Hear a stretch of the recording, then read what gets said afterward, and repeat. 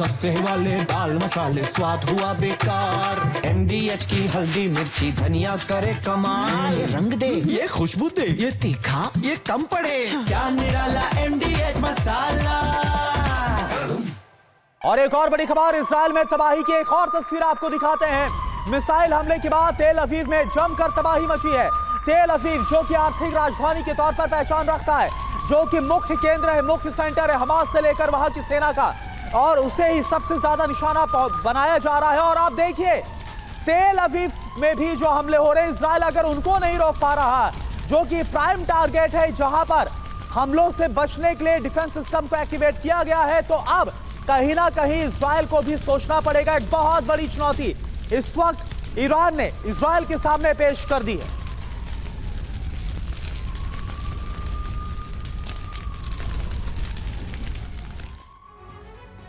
तो ईरान में इजरायली हथियार इंटरसेप्ट किया गया है। IRGC का दावा क्या है? 3 क्रूज मिसाइल इंटरसेप्ट की गई, इनको मार गिराया गया। 10 से ज्यादा जो रॉकेट हमले हैं इनको नाकाम किया गया।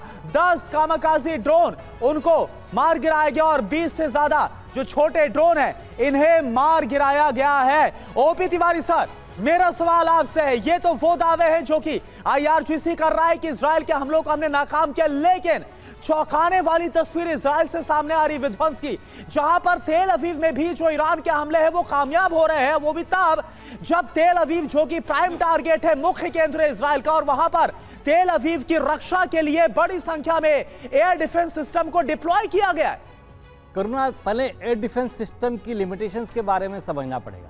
एयर डिफेंस सिस्टम बेसिकली पहले डिजाइन किया था एयरक्राफ्ट को ट्रैक करके और डिस्ट्रॉय करने के लिए मिसाइल्स की आई, लेकिन एयर डिफेंस पे कितने मिसाइल्स लगी होती हैं, किसको ट्रैक करेगा, किसको डिस्ट्रॉय करेगा, इसकी मिसाइल्स महंगी होती हैं। अगर ड्रोन को ट्रैक करा तो कोई मतलब नहीं बनता। अभी देखिए जिस तरीके से स्ट्रेटेजिस्ट टैक्टिक्स ईरान ने अप्लाई किया है, बल्क में इन्होंने ड्रोन्स और UAVs भेजे हैं, उसमें देखिए 3 एयर डिफेंस खाली इजराइल का नहीं लगा हुआ है, एयर डिफेंस सिस्टम जॉर्डन का भी एक्टिव है, अमेरिका के भी कई सिस्टम एक्टिव है। उन्होंने बहुत कोशिश किया, कुछ मार के गिराए भी हैं, लेकिन जिस ग्रुप से जिस रेट से फायर किया गया वो मिसाइल पहुंची है और डिस्ट्रॉय किए हैं। जैसा मिस्टन साहब बता रहे थे, एरिया का एडवांटेज, अबे इजराइल छोटा सा है, 400 किलोमीटर बाई 80 किलोमीटर का एरिया है, उसके अंदर छोटे छोटे शहर है, बड़े बड़े, सारी पॉपुलेशन वही कंसंट्रेटेड है, इकोनॉमिक एक्टिविटीज वही है, तो डिस्ट्रक्शन तो ज़्यादा इजराइल का होगा। ईरान को एब्जॉर्ब करने की क्षमता है, नेचुरल रिसोर्सेज है, वास्ट एरिया है, कितना भी डिस्ट्रॉय करो। अब दूसरी बात कर रहा हूँ, इजराइल एयरक्राफ्ट से अटैक कर रहा कर,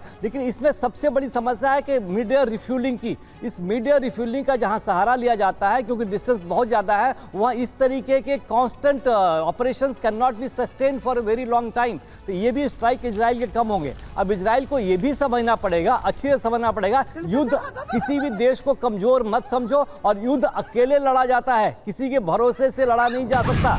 अब जहां तक अमेरिका का युद्ध में आने का सवाल है, डायरेक्ट नहीं आ पाएगा। डायरेक्ट आएगा तो ये युद्ध किसी और डायरेक्शन में गूट करेगा। नॉर्थ कोरिया बैठा हुआ है, चाइना बैठा हुआ है, रशिया बैठा हुआ है। अब प्रत्यक्ष रूप से आएगा, इसकी हेल्प करने की कोशिश कोशिश कर रहा है। अब जो प्रिसिशन टारगेट्स के जो आप टारगेट्स कोऑर्डिनेट्स मिलने थे या कुछ डिस्ट्रॉय करने की कोशिश करो, इनडायरेक्ट हेल्प कर रहा है। लेकिन ये समझ में नेतन्याहू को समझ में आएगा कि जो गाजा जैसे छोटी स्ट्रिप को 1.5 साल में पूरी तरीके से कंट्रोल नहीं कर पाए, ईरान को कितना डिस्ट्रॉय कर सकता है। और ओपी तिवारी सर, जो आपने बोला कि अमेरिका डायरेक्टली तो नहीं आएगा, लेकिन हाँ हथियारों के जरिए उसकी मदद करेगा। सस्ते वाले दाल मसाले स्वाद हुआ बेकार। MDH की हल्दी मिर्ची धनिया करे कमाल। ये रंग दे, ये खुशबू दे, ये तीखा, ये कम पड़े। क्या निराला